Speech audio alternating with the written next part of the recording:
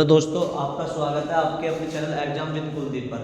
आज हम कक्षा 12 में नागरिक शास्त्र पार्ट 4 भारत के विदेश संबंध पढ़ेंगे। इससे भी आपके इंपॉर्टेंट क्वेश्चन आते हैं पेपर में, जो आपको ये चैप्टर है कंप्लीट है, मैं इसी वीडियो में कंप्लीट करा दूंगा। एनसीईआरटी किताब से मैं आपको पढ़ा रहा हूँ कि जो एनसीईआरटी में फैक्ट दे रखे हैं वो मैं आपको बता रहा हूँ। तो यदि वीडियो आपको अच्छी लगे तो लाइक करें, चैनल को सब्सक्राइब करें और बेल आइकन को भी प्रेस करें। तो देखो आज हम पढ़ेंगे भारत के विदेश संबंध, कि भारत के विदेश के संबंध, विदेशों से कैसे संबंध रहे स्टार्टिंग में जब देश आजाद हुआ। तो देखो यहाँ पे हम भारत चैप्टर का नाम है भारत के विदेश संबंध। भारत के विदेश संबंध या विदेशी संबंध, भारत के विदेश संबंध कह सकते हैं या विदेशी संबंध। भारत के विदेशों के साथ संबंध कैसे रहे हैं, ठीक है जी। भारत के विदेशों के साथ संबंध कैसे रहे हैं, ये पार्ट 4 है। तो इसमें हम संदर्भ में देखेंगे किस किस के संदर्भ में कि भारत का किसके साथ कैसा संबंध रहे हैं। तो देखो मैं आपको बताऊं, पहले अंतरराष्ट्रीय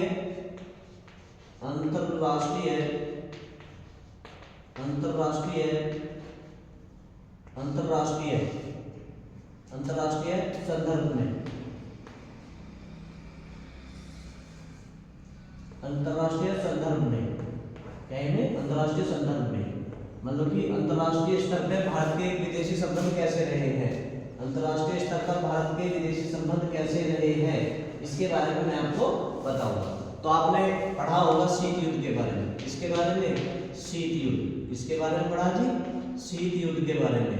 तो जब शीत युद्ध हुआ, कोल्ड युद्ध हुआ, शीत युद्ध तो किस किस के बीच में हुआ, एक तो अमेरिका, जब भारत द्वितीय विश्व युद्ध हुआ उसके बाद विश्व दो गुटों में बंट गया था। अमेरिका एक तो कौन सा था, अमेरिका, दूसरा कौन था, सोवियत संघ, एक संयुक्त राज्य अमेरिका और एक सोवियत संघ। तो देखो आपसे पूछेगा सोवियत संघ किनके बीच हुआ, तो अमेरिका और सोवियत संघ के बीच में। तो जब शीत युद्ध हुआ तो उस समय भारत के सामने भी चुनौती थी, क्योंकि अमेरिका एक महाविश्व शक्ति था और दूसरे नंबर पे कौन, सोवियत संघ। इन दोनों में आपस में क्या था, एक दूसरे की नीतियों का विरोध करते थे। ये पूंजीवाद को बढ़ावा देते थे और ये समाजवाद को। तो इन दोनों में आपस में क्या होता था, होड़ बनी रहती थी कि विश्व में महाशक्ति देश कौन बनेगा, विश्व में महाशक्ति किसका वर्चस्व ज्यादा होना चाहिए, ठीक है। तो इससे इन दोनों को लेकर भारत में भी क्या था, भारत पे भी संशय बना था भारत किसकी नीति को अपनाए। तो भारत के जो भीमराव अम्बेडकर जी थे, उन्होंने जवाहरलाल नेहरू जी से कहा था कि हम पूंजीवादी अर्थव्यवस्था को अपनाएंगे, मतलब कि अमेरिका के साथ हमें चलना चाहिए। तो भारत के सामने एक चुनौती ये भी थी, जब देश आजाद हुआ तो उसके सामने ये भी चुनौती थी कि भारत किसके साथ अंतर्राष्ट्रीय संबंध रखे, किस खेमे में शामिल हो। जो विश्व था दो गुटों में बट गया था, दो खेमों में बट गया। तो पहला खेमा था आपका अमेरिका, सोवियत संघ, पहला अमेरिका था, संयुक्त राज्य अमेरिका, यूएसए बोलते हैं इसको, और दूसरा था सोवियत संघ। तो भारत के सामने ये भी समस्या थी कि दोनों खेमे में से कौन से में जाए, दो गुट थे, दोनों गुटों में से कौन से में शामिल हो। ये दो गुट थे, एक अमेरिका और एक सोवियत संघ। तो इस समय ही भारत के प्रधानमंत्री जवाहरलाल नेहरू जी ने क्या अपनाया, उन्होंने अपनाया गुटनिरपेक्षता की नीति, गुटनिरपेक्षता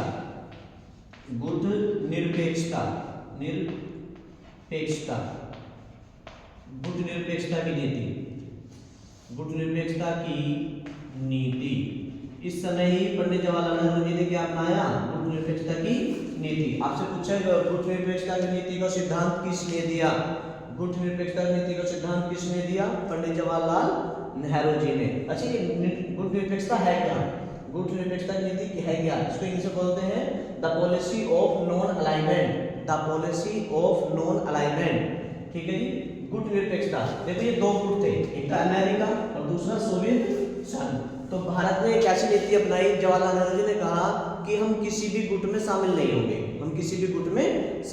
होंगे, उसको कहा जाता है गुटनिरपेक्षता की नीति।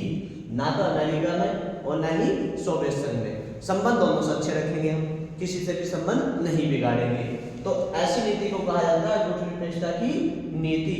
कहने का मतलब है गुटनिरपेक्षता नीति का मतलब क्या है, गुटनिरपेक्षता नीति पंडित जवाहरलाल नेहरू ने डी, या गुटनिरपेक्षता की नीति का सिद्धांत जवाहरलाल नेहरू ने दिया। उन्होंने इस नीति में यह कहा गया है कि भारत किसी भी दोनों गुटों में से किसी भी गुट का समर्थन नहीं करेगा, किसी भी गुट में शामिल नहीं होगा। क्या नहीं होगा? किसी भी गुट में शामिल नहीं होगा। ठीक है, इस बात को कहा गया है क्या? गुटनिरपेक्षता की नीति। गुटनिरपेक्षता की नीति आपसे पूछेगा गुटनिरपेक्षता किसे कहते हैं या गुटनिरपेक्षता की नीति क्या थी? तो पंडित जवाहरलाल नेहरू जी ने क्या बताया था कि भारत दोनों गुटों में से, कौन कौन से, एक अमेरिका और दूसरा सोवियत संघ, दोनों गुटों में से किसी भी गुट में शामिल नहीं होगा, उसकी अपनी नीति होगी, उसकी विदेशी नीति अपनी होगी। तो उसको कहा जाता है गुटनिरपेक्षता की नीति। भविष्य में पूछेगा आपसे गुटनिरपेक्षता का सिद्धांत किसने दिया? पंडित जवाहरलाल नेहरू ने। पंडित जवाहरलाल नेहरू ने। आपसे पूछेगा गुटनिरपेक्षता किसे कहते हैं? तो आपको मैंने अभी बताया है, इसको इसे बोलते हैं the policy of non alignment, है ना। दोनों गुटों में, दोनों गुट कौन कौन से? एक तो अमेरिका और दूसरा सोवियत संघ। भारत दोनों में से किसी भी गुट में शामिल नहीं होगा, इसको कहा जाता है गुटनिरपेक्षता की नीति। क्या कहा जाता है इसको? गुटनिरपेक्षता की नीति। अब देखो आपसे पूछता है, जब द्वितीय विश्व युद्ध चल रहा था, दूसरा विश्व युद्ध, द्वितीय विश्व युद्ध, है ना, 1939 से 1945 तक चला है द्वितीय विश्व युद्ध। द्वितीय विश्व युद्ध ये भूगोल में पूछ लेते हैं। द्वितीय विश्व युद्ध के दौरान, द्वितीय विश्व युद्ध के दौरान, है ना, द्वितीय विश्व युद्ध के दौरान INA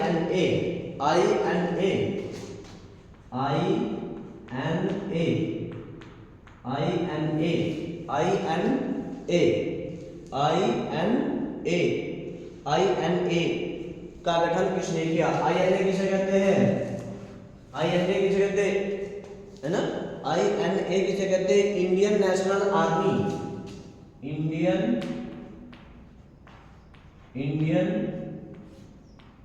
national army. Indian national army. आपसे पूछेगा INA का पूरा नाम क्या है? Indian national army. द्वितीय विश्व युद्ध के दौरान INA या इंडियन नेशनल आर्मी की स्थापना किसने की? तो सुभाष चंद्र बोस ने। द्वितीय विश्व युद्ध के दौरान INA Indian national army, INA का पूरा नाम इंडियन नेशनल आर्मी की स्थापना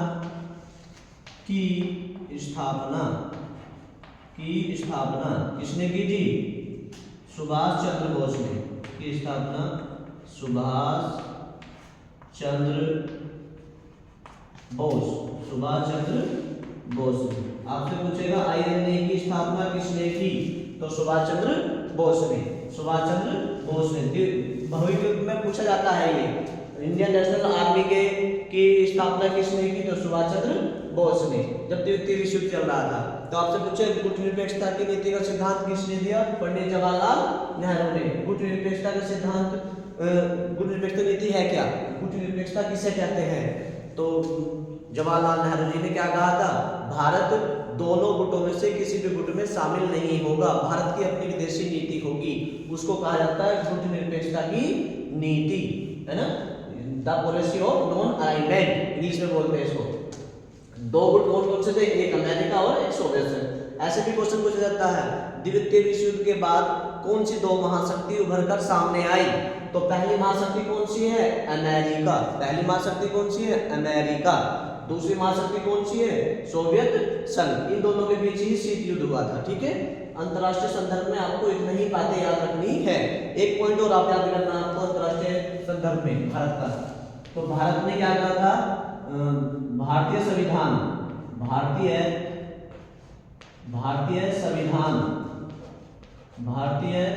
संविधान जब गुटनिरपेक्षता नीति अपनाई तो इसमें क्या आया? भारतीय संविधान के अनुच्छेद, भारतीय संविधान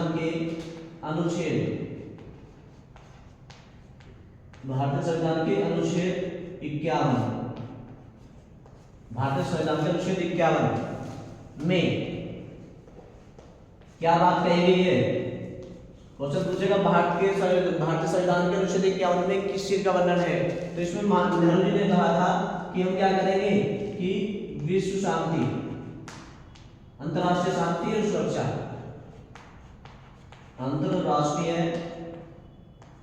अंतरराष्ट्रीय शांति अंतर्राष्ट्रीय शांति एवं सुरक्षा। आपसे पूछेगा अंतर्राष्ट्रीय सुरक्षा, अंतर्राष्ट्रीय सुरक्षा, अंतर्राष्ट्रीय शांति एवं सुरक्षा किस अनुच्छेद में संविधान के? तो अनुच्छेद कौन सा? 51 में। ठीक है, इन्हें राज्य के देश तत्व में क्या कर दिया गया? बहाल कर दिया गया। तो पूछेगा आपसे, जब ये गुटनिरपेक्षता नीति अपनाई तो उसमें महात्मा उसमें जो नेहरू जी थे उन्होंने कहा था कि हम क्या करेंगे? अंतर्राष्ट्रीय शांति की बात करेंगे और सुरक्षा की, हम किसी भी खेमे में शामिल नहीं होंगे। तो पूछेगा आपको भारतीय संविधान के अनुच्छेद 51 का संबंध किससे है? तो अंतर्राष्ट्रीय शांति और सुरक्षा से, अंतर्राष्ट्रीय शांति और सुरक्षा से। तो अंतर्राष्ट्रीय संदर्भ में आपको इतना ही याद रखना है। तो अंतर्राष्ट्रीय संदर्भ में भारत जो है किसी भी खेमे में शामिल नहीं हुआ। दो खेमे थे, मतलब कि दो महाशक्ति थी, कौन सी? अमेरिका और सोवियत संघ। दोनों महाशक्ति से अलग रहने का, दोनों गुटों से, एक गुट है, एक गुट ये था, एक दूसरा गुट ये था, तो दोनों गुटों से अलग रहने की नीति किसने अपनाई? भारत ने। उसको ही कहा जाता है गुटनिरपेक्षता की नीति। और पंडित जवाहरलाल नेहरू उस समय भारत के प्रधानमंत्री थे और साथ साथ में विदेश मंत्री भी थे। 1946 से 1964 तक भारत के प्रधानमंत्री और विदेश मंत्री पंडित जवाहरलाल नेहरू जी रहे हैं। ठीक है, देखो अमेरिका, हाँ अमेरिका के और सोवियत संघ के बारे में कुछ थोड़ी सी बातें और बता देता हूँ मैं आपको इनके बारे में। तो अमेरिका ने नाटो की स्थापना की थी। किसकी स्थापना की थी जी? नाटो की। तो नाटो के बारे में मैं आपको यहाँ थोड़ा सा बता देता हूँ। इसको आप वीडियो को रोक कर आराम से नोट कर लें या वीडियो को 2 बार देखें तो आपके सब चीजें याद हो जाएगी और कंप्लीट चैप्टर आपको इसी वीडियो में करा दूंगा मैं। ठीक है, तो देखो नाटो, अमेरिका ने आपसे पूछेगा नाटो क्या है? तो नाटो के बारे में, नाटो क्या था? अमेरिका के देशों का, जो 12 सदस्य देश थे उस समय इसमें जब इसकी स्थापना हुई थी, नाटो, अमेरिका ने नाटो की स्थापना करी। तो देखो नाटो क्या है? तो नाटो की क्या थे? कल तो नाटो का पूरा नाम, नाटो का पूरा नाम, नाटो का पूरा नाम, इसके बारे में बहुविकल्प में पूछ लेते हैं। नाटो का पूरा नाम, नाटो का पूरा नाम क्या है? उत्तरी अटलांटिक संधि संगठन, उत्तरी अटलांटिक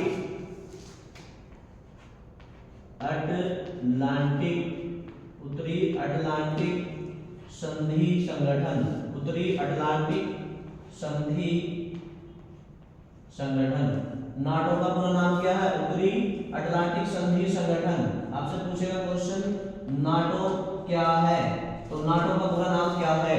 तो नाटो का पूरा नाम है उत्तरी अटलांटिक संधि संगठन। उत्तरी अमेरिका, यूरोप और उत्तरी अमेरिका के सब देश शामिल थे। ठीक है, तो उसकी एक संस्था बनाई उन्होंने, है ना, संगठन बनाया। क्या बनाया? संगठन। यूरोप और उत्तरी अमेरिका के देशों का एक संगठन बनाया। किसने? अमेरिका ने। किसने बनाया? नहीं, अमेरिका ने। क्वेश्चन पूछेगा नाटो की स्थापना किसने की? अमेरिका ने। नाटो की स्थापना किसने की? अमेरिका ने।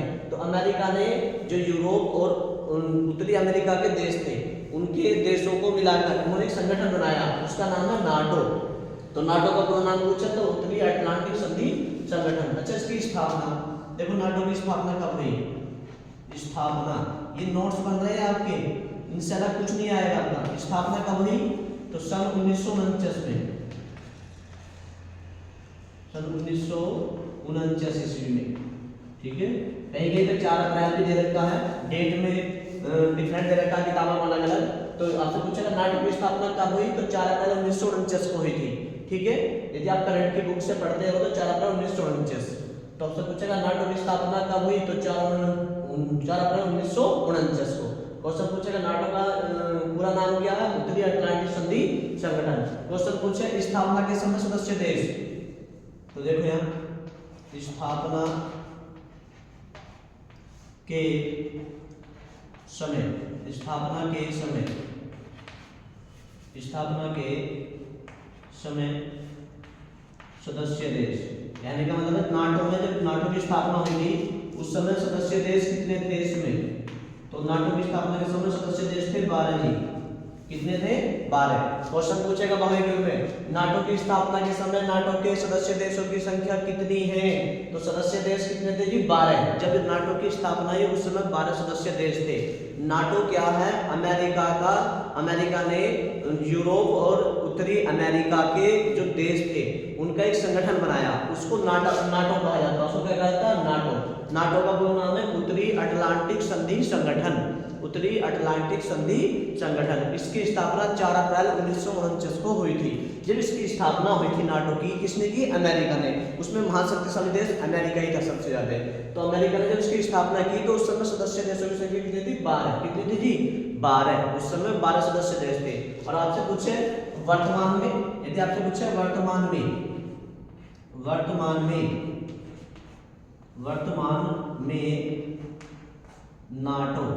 वर्तमान में नाटो सदस्य देशों की संख्या, सदस्य देशों, ये सदस्य देश लिख रहा हूं मैं ना, सदस्य देश। वर्तमान में कितने सदस्य देश है? तो 32 है जी। वर्तमान में कितने सदस्य देश है? 32। और मैं आपको बताऊं, आपकी बुक जो है अपडेट नहीं हुई, ठीक है? तो बुक में अभी भी आपको 29 सदस्य देश मिलेंगे। कितने मिलेंगे? 29। तो जो नाटो में सदस्य देशों की संख्या वर्तमान में मतलब कि 2026 चल रहा है, जनवरी में 2026 चल रहा है 10 जनवरी तक। अभी तक नाटो के सदस्यों की संख्या कितनी है जी? तो 32 सदस्य है। और 32वां जो बना था स्वीडन बना था। आपसे पूछे 32वां कौन है? तो स्वीडन। 32वां सदस्य देश कौन बना जी? स्वीडन। आपसे पूछे भारत नाटो के वर्तमान में सदस्य देशों की संख्या कितनी है? जब ऑप्शन में 32 ना मिले और यदि आपको 29 मिले, क्योंकि आपकी बुक अपडेट हुई नहीं तो बुक में तो 29 दे रखा, तो आपको क्या करना है? वर्तमान में नाटो सदस्य देशों की संख्या 32 लिखनी है, वर्ष 2026 के अकॉर्डिंग, है ना? ध्यान रखना है। और 32वां सदस्य देश कौन है? स्वीडन है। कौन है? स्वीडन है। तो इस बात को आपको ध्यान रखना है, ठीक है? और 2026 में इसका सम्मेलन भी हुआ था नीदरलैंड के हैग में, ठीक है? जनवरी 2026 में, 2025 में कहाँ हुआ? नीदरलैंड के हैग में इसका सम्मेलन हुआ। तो नाटो के बारे में भी आपसे क्वेश्चन पूछे जाते हैं, इसको आप नोट करें। नाटो के बारे में आपसे पूछे नाटो क्या है, तो नाटो क्या है जी? नाटो यूरोप और उत्तरी अमेरिका के सदस्य देशों का एक संगठन है, जिसमें इसकी स्थापना अमेरिका ने की थी। उसका पूरा नाम उत्तरी अटलांटिक संधि संगठन है। इसकी स्थापना के समय इसके 12 सदस्य देश थे। इसकी स्थापना कब हुई? 1949 में हुई। बहुविकल्प में अति लघु में कुछ न कुछ जरूर पूछा जाता है इससे, तो देख लेना आप उठा के बुक को या प्रीवियस पेपर को, तो नाटो से संबंधित क्वेश्चन पेपर में पूछे जाते हैं। तो भारत ने क्या करा था? ना तो अमेरिका के साथ और ना सोवियत संघ के साथ, 2 गुट थे ये, इन दोनों गुटों में किसी भी में शामिल नहीं हुआ, तो उसको ही कहा जाता है द पॉलिसी ऑफ अलाइनमेंट, गुट निरपेक्षता की नीति। पंडित जवाहरलाल नेहरू ने ये नीति अपनाई थी। तो अंतरराष्ट्रीय संदर्भ में आपको इतना ही देखना है, ठीक है जी? इसको नोट करें आप आराम से और अच्छे नंबर बोर्ड में पाए, ये आपको देखना है। गुट निरपेक्षता नीति होगी, मैंने आपको बताया जवाहरलाल नेहरू कब से आए? 1946 से 1900 कब तक? 64 तक, ठीक है? ऐसे भी पूछा जाता है। तो नेहरू जी ने क्या करा? विदेश नीति के बड़े 3 उद्देश्य अपनाए। तो देखो नेहरू ने, ये आपको नोट बना के लिखना, आपसे पूछेगा नेहरू ने विदेशी नीति के लिए क्या करा? तो नेहरू ने विदेशी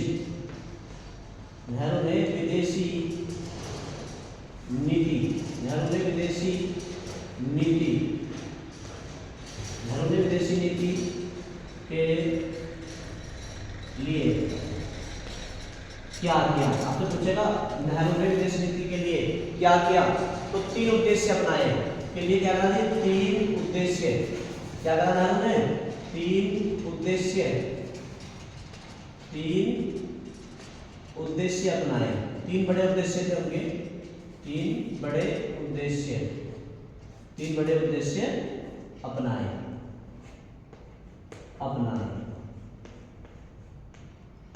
3 बड़े उद्देश्य अपनाए, ठीक है जी? या ऐसे लिख सकते हैं अपनाए। तो नेहरू जी ने क्या करा? विदेशी नीति के लिए 3 बड़े उद्देश्य अपनाए। तो कौन कौन से उद्देश्य थे? नंबर 1, 3 उद्देश्य थे। कौन कौन से थे? नंबर 1 है आपका क्षेत्रीय संप्रभुता को बचाए रखना। संप्रभुता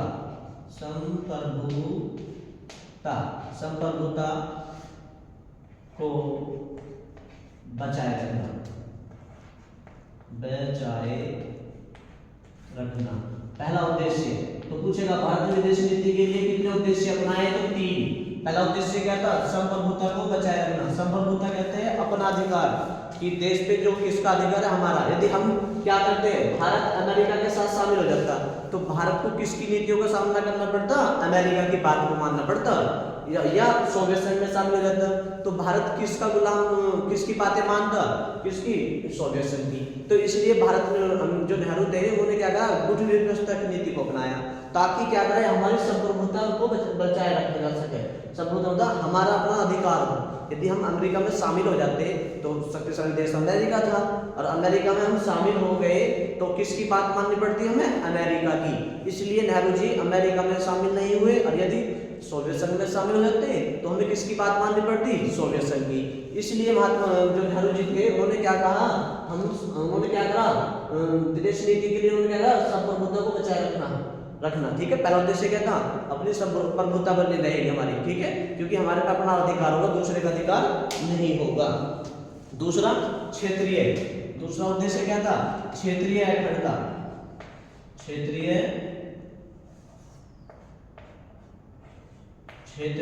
अखंडता, क्षेत्रीय अखंडता। क्षेत्रीय अखंडता मतलब कि अपना जो क्षेत्र है उसको क्या ना किया जा सके, उसको विभाजित ना किया जा सके, ताकि हमारे क्षेत्र की खंड जो अखंडता है वो बनी रहे हमेशा, उसका खंडन ना किया जा सके, ठीक है। इसके लिए भी उन्होंने विदेश नीति के लिए इसको भी अपनाया। दूसरा उद्देश्य ये था उनका। पूछेगा आपसे, नेहरू जी ने विदेशी नीति के लिए कितने उद्देश्य अपनाए, तो 3 बड़े उद्देश्य थे उनके, 3 बड़े उद्देश्य थे। कौन कौन से? पहला उद्देश्य क्या था, संप्रभुता को बनाए रखना, संप्रभुता को बनाए रखना। दूसरा उद्देश्य क्या था, क्षेत्रीय अखंडता, क्षेत्रीय अखंडता, संप्रभुता को मैंने आपको बता दिया। तीसरा था आर्थिक विकास, आर्थिक विकास कि देश का आर्थिक विकास किस प्रकार किया जा सके, लोगों को धन, देश का विकास या धन या वित्त विकास, आर्थिक विकास कहते हैं धन, पैसा, आर्थिक विकास। तो आपसे पूछेगा भारत की विदेशी नीति के कितने उद्देश्य हैं, तो 3 उद्देश्य है। भारत की विदेश नीति के कितने उद्देश्य है, 3 उद्देश्य है। पहला संप्रभुता का उद्देश्य, दूसरा क्षेत्रीय अखंडता का उद्देश्य, तीसरा आर्थिक विकास करना, ठीक है। तो इसीलिए पंडित जवाहरलाल नेहरू जी किसमें शामिल नहीं हुए, दोनों गुटों में। दोनों गुट कौन कौन से, एक तो अमेरिका, दूसरा सोवियत संघ। यदि उसमें शामिल हो जाते तो हमारा क्या होता, संप्रभुता को बचाया नहीं रखा जा सकता, क्योंकि हमारे पे किसका अधिकार होता, जिस खेमे में हम शामिल होते फिर उसकी बातें माननी पड़ती। इसलिए नेहरू जी ने गुटनिरपेक्षता नीति को अपनाया, ठीक है। दूसरा क्षेत्रीय अखंडता हमारी क्या हो जाती, विभाजित हो जाती, लोग एक जगह शामिल नहीं होते और आर्थिक विकास नहीं हो पाता। इसलिए नेहरू जी ने क्या करा, दोनों गुटों से शामिल नहीं हुए और उन्होंने गुटनिरपेक्षता नीति को अपनाया। The policy of non alignment बोलते हैं जिसको, ठीक है। तो भारत की विदेश नीति के उद्देश्य कितने हैं, 3, तीनों को आप नोट करेंगे, उनको याद करेंगे, ठीक है। इसके बाद जब नेहरू जी ने इनमें शामिल नहीं हुए तो मगर जो हमारे भीमराव अम्बेडकर जी थे वे तो चाहते थे कि हम शामिल हो जाए उसमें, ठीक है। तो जब भी नेहरू जी उसमें शामिल नहीं हुए अमेरिका में, ठीक है। इस तरह से 2 खेमों से अब क्या हो गया, हमें भारत की दूरी, भारत ने दोनों खेमों से क्या कर दी, दूरी कर दी। किससे, एक तो सोवियत संघ से और एक अमेरिका से, दोनों से दूरी बना कर रखी। यदि दूरी ना बनाता तो अब क्या, जैसे भारत की अमेरिका से दूरी हुई और किससे दूरी रही, सोवियत संघ से। तो ऐसे ही अब यहाँ भारत और चीन के संबंध के बारे में हम पढ़ेंगे, ठीक है। तो इसी तरह से मैं आपको बताऊं, एक है एफ्रो एशिया एकता, एफ्रो एशिया एकता हुआ सम्मेलन था उसमें। तो भारत और एशिया के जो देश थे वे शामिल हुए उसमें। इंडोनेशिया की जो स्वतंत्रता दिलाने में भारत की बहुत बड़ी भूमिका रही है। और मैं आपसे बताऊं कि इसमें जो है आपसे पूछता है बांड्रूम सम्मेलन के बारे में पूछता है, बांड्रूम, ठीक है। तो इसको आप नोट कर लेंगे, ठीक है। तो आपसे पूछता है, क्या पूछेगा, आपसे पूछेगा बांड्रूम,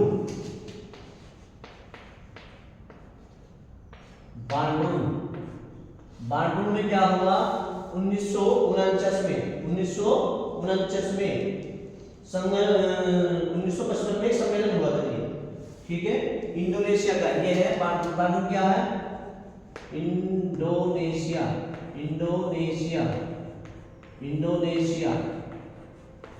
बांड्रूम क्या है, इंडोनेशिया का एक शहर है। आपसे पूछा बांड्रूम क्या है, तो इंडोनेशिया का एक शहर है, जिसमें क्या हुआ 1955 में, सन 1955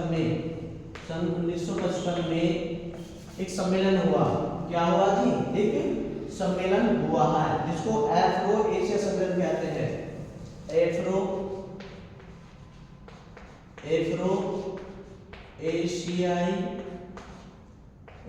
एशियाई सम्मेलन। आपसे पूछेगा एफ्रो एशियाई सम्मेलन कहाँ हुआ? तो बांडुंग में हुआ, इंडोनेशिया के बांडुंग में। आपसे पूछेगा एफ्रो एशियाई सम्मेलन कब हुआ? तो 1955 में हुआ। कब हुआ जी? 1955 में हुआ। इसमें ही क्या करा? इसे गुट निरपेक्षता आंदोलन की नींव पड़ी। आपसे पूछेगा कि कौन से सम्मेलन में गुट निरपेक्षता की नींव पड़ी? तो यहाँ पे गुट निरपेक्षता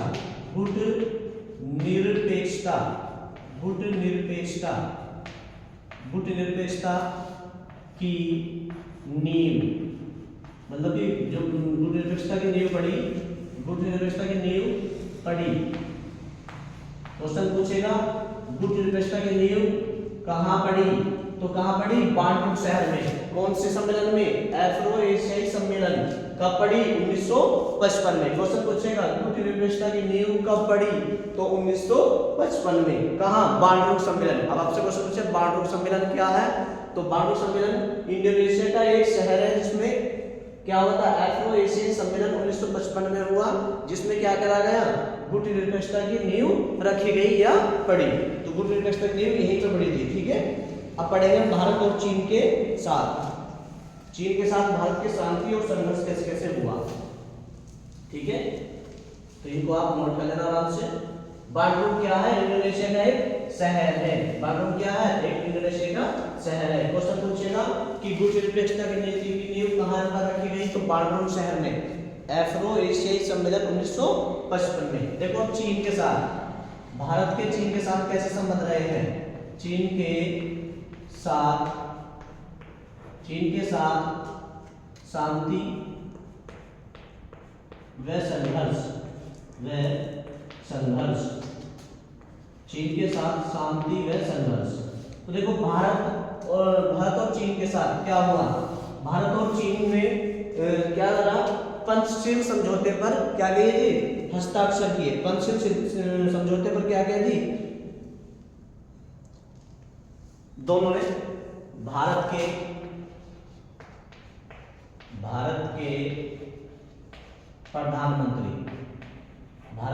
प्रधानमंत्री कौन थे जी? नेहरू जी, पंडित जवाहरलाल नेहरू। भारत के प्रधानमंत्री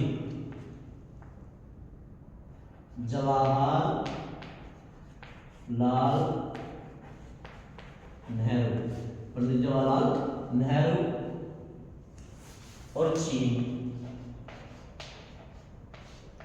के प्रमुख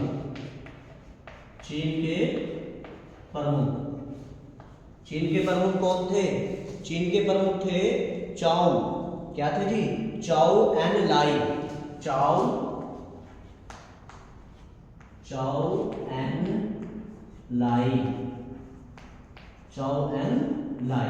तो क्वेश्चन पूछेगा भारत के प्रधानमंत्री जवाहरलाल नेहरू और चीन के प्रमुख चाओ एन लाई ने क्या किया? तो इन्होंने क्या करा? पंचशील सिद्धांत मतलब 5 सिद्धांतों पर हस्ताक्षर किए।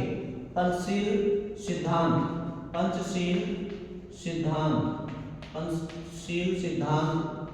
पर हस्ताक्षर किए।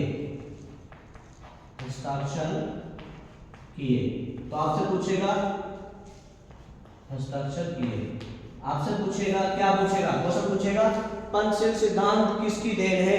तो पंचशील सिद्धांत पर 2 लोगों के हस्ताक्षर हुए थे, भारत के प्रधानमंत्री और चीन के प्रमुख चाओ एन लाई। पंचशील क्या है? 5 सिद्धांत है किसके? शांति के।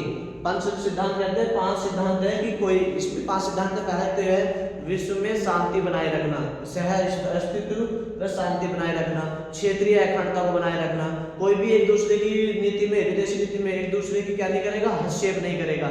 इस तरह से 5 सिद्धांत थे। क्या थे ये? 5 सिद्धांत थे।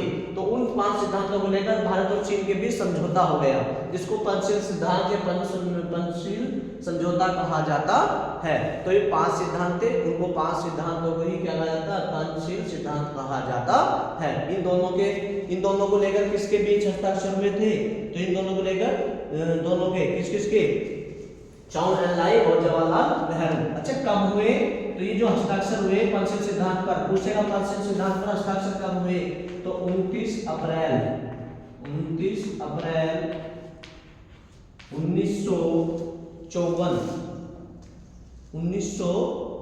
में 29 अप्रैल 1954 में। आपसे पूछेगा पंचशील सिद्धांत कब दिए गए, तो 29 अप्रैल 1954 को। क्वेश्चन पूछेगा कब पंचशील सिद्धांत पर हस्ताक्षर हुए, तो 29 अप्रैल 1954 में। 29 अप्रैल 1954 में पंचशील सिद्धांत पर किस किसके हस्ताक्षर हुए, भारत के प्रधानमंत्री जवाहरलाल नेहरू और चीन के प्रमुख कौन थे, चाउ एन लाई, इनके बीच में हस्ताक्षर हुए।